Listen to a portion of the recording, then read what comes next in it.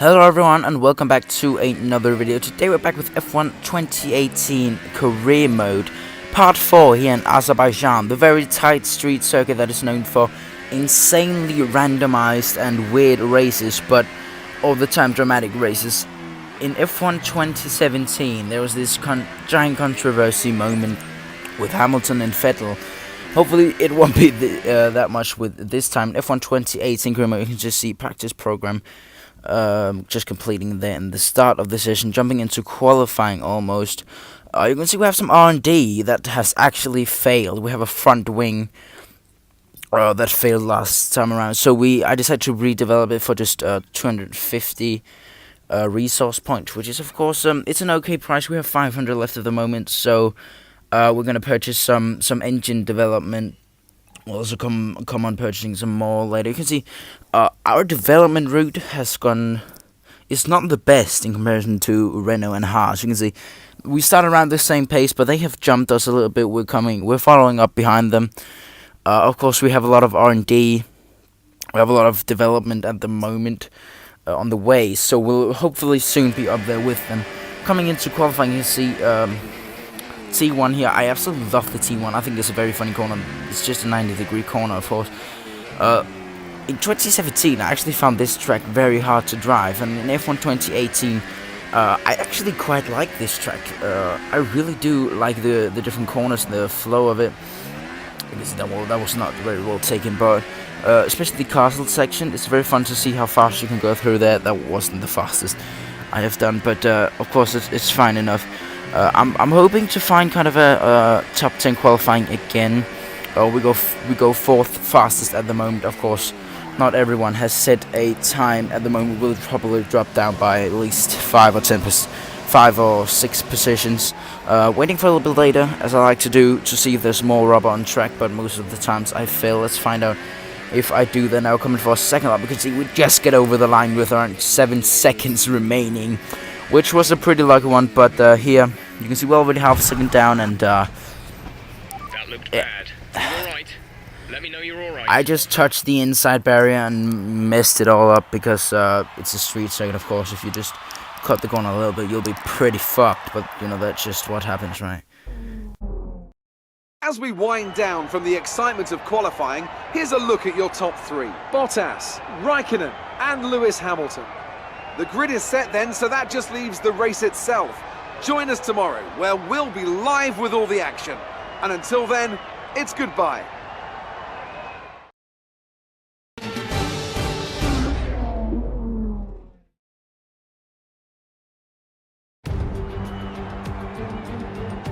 Good afternoon and welcome to Baku. This was the arena, if you think back to 2017, of one of the most eventful races of modern history, with controversy behind the safety car, last-second overtakes, and a historic podium for Williams and for Lance Stroll. So let's find out what lies in store for us this year.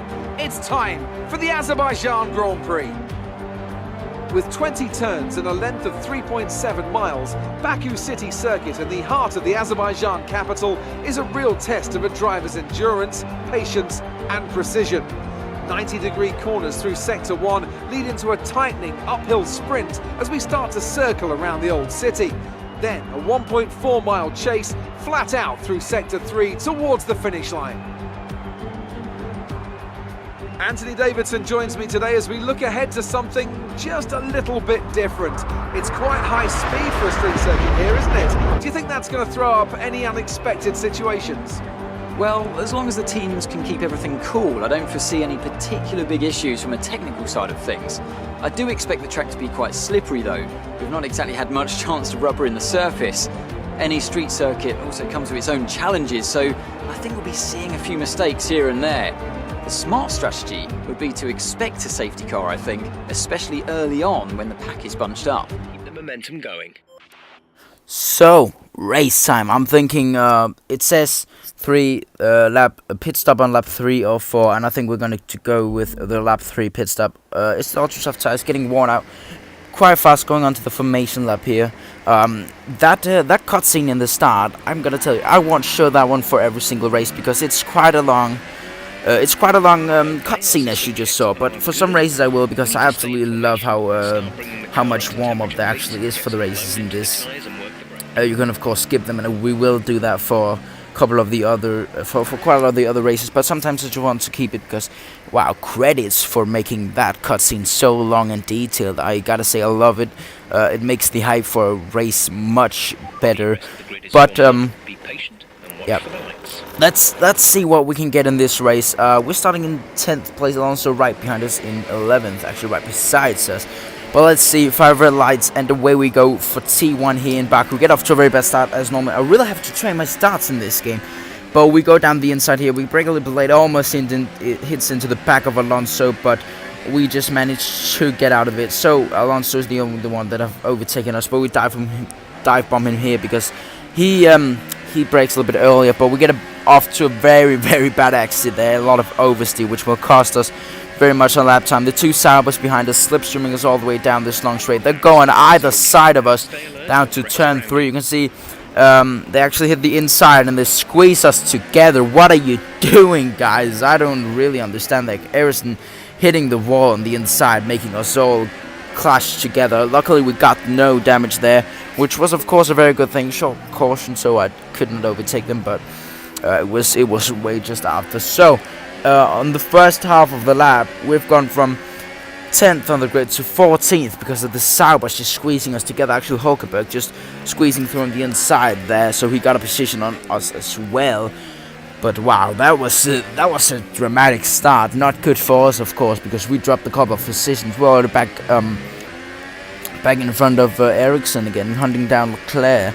Of course, we want to get him as early as possible because we don't want to lose a lot of time to the front of us. But you can see Hulkenberg has actually hit a little bit of a gap to the guys in front because, of course, the crash slowed us all down massively. So between Hulkenberg and the guys in front, there's quite a big gap, as you can see now, coming past Leclerc.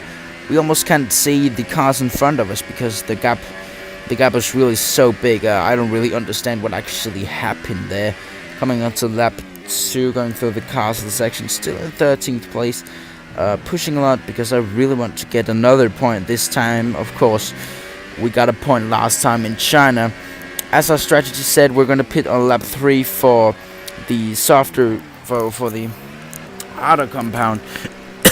Oh, shit, mate. This is fucking ridiculous. My throat is so dry. Gosh, Jesus Christ. Oh, coming into the pits on lap 3, as we said to Jeff that we'll do before the start of the race. Sergey Sorokin out of the race, so the worst position we can get in is 19th place. So looking at that positively, we can't get last. Well, last of the completing cars, but you know, coming out of the pit, I'm just an idiot.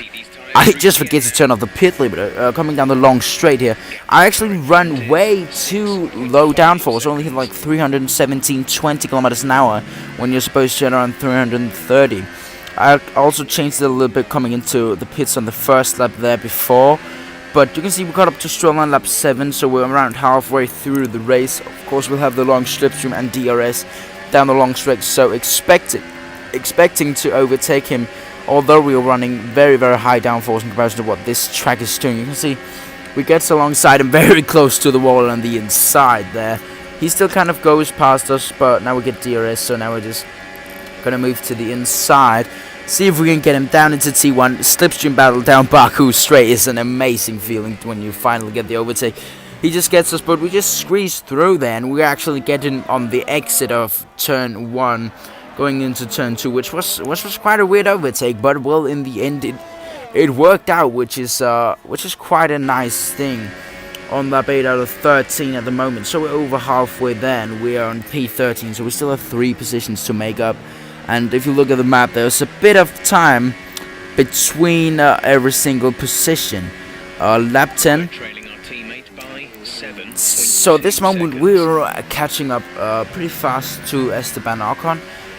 Really want to overtake him, and so I can get on, but of course 3 laps is going to be a very hard thing. I don't know if I actually can just on 3 laps get 3 positions. It's 1 position every single lap. Of course, a lap later, a couple of laps later, after we overtook Stroll down this long straight, we're coming to Ocon, With Slipstream and DRS again, this is probably going to be a pretty easy overtake. But I love this. I really do love Slipstream battles down this long straight. Of course, if you're trying to go defensive, you've got to be very careful and not hitting the walls and getting dirty like Ricciardo and Max did here in T1. Going down the inside, this time we get him cleanly. He tries to stick around the outside, but he doesn't. We get the most done before we hit the apex into turn 2, just like we did with Stroll a couple of laps ago. We did the same on Esteban Ocon. Actually, on the second last lap, I lock up a little bit here in the first corner. Did not lose too much time, but a little bit. I was actually quite scared that Ocon was gonna come back of us. Going on to the last lap of the Baku City Circuit Grand Prix, or the Azerbaijan Grand Prix. Getting very oversteer and exit there. I actually thought I was going to lose it, but just managed to save it and keep it out of the walls. So at the moment, this is not going to be a points finish. We're P12 with the final lap remaining. As you can see, the two guys in front of us very long ahead. Kimi Räikkönen retiring on the last lap of the race. How sad is that? Retiring on the last lap of the race. So, other than that, picking up a 11th place, just outside of the points. We're actually supposed to finish in 12th, but of course Räikkönen is out of the race. So 11th place. We just need one more position to get that point. So, another fantastic victory for the Silver Arrows. Anthony, what do you think made the difference here? I think a large part of the result comes down to temperament. They were able to keep their heads when everyone around them was losing theirs, and that's allowed them to get the best out of the car, to maximise the strategy, and to stay out of trouble. And here are our podium drivers today after that excellent race. They've excelled here, as they so often do, and it's a well-deserved victory. Mercedes, then, are on top today. So, I actually find it quite weird that Sebastian Vettel won the first two races of our season, as well as the real-life season. Max Verstappen from the Red Bull picking up our Chinese Grand Prix. Of course, it was Daniel Ricciardo in real life, but Max Verstappen took it instead. And Hamilton wins his first race of the season at the same race. What a randomness that is, right? So then, it's time to see how this result affects the Drivers' Championship. It's a good result for Sebastian Vettel, who moves further ahead at the top of the table. Now then, Anthony Davidson, who was your driver of the day? And my driver of the day was Nico Hülkenberg. He did a cracking job moving through the field and just highlighting why he's so highly rated in the paddock. On to the constructors then. Red Bull move to the top of the table. Meanwhile, Renault move up the table with another strong performance this weekend. Well, what a weekend that has been. Please join us next time for another thrilling instalment of this Formula One season. So Red Bull still leading the Constructors' Championship. It's going to be interesting to follow that front battle, to be honest. We're dropping down to 5th place from 4th place. Renault overtaking us this time around. Of course, I did not score any points. Fernando scored 22 points. You can see Lewis Hamilton actually jumps Max Verstappen. They're equal at the moment. That's going to be dramatic. Sebastian Vettel has just gone out in front. Of course, the two Red Bulls.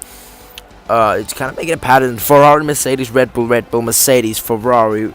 That's going to be a very, very interesting battle for the rest of that season. And we can get another contract at the moment. Another contract for McLaren, of course. Don't want to do another team, and I don't really think I can do another team at the moment. But we're gonna the expected qualifying, we're gonna set that to 11th, and the expected race position to 13th, because that's around what we've got. A little bit better perks. And you can see we actually underestimated the value. We could have done a little bit higher because we had 3 attempts. That I'll note that for the next time round. R&D will purchase some chassis R&D. I think we'll look at the durability, but chassis this time round.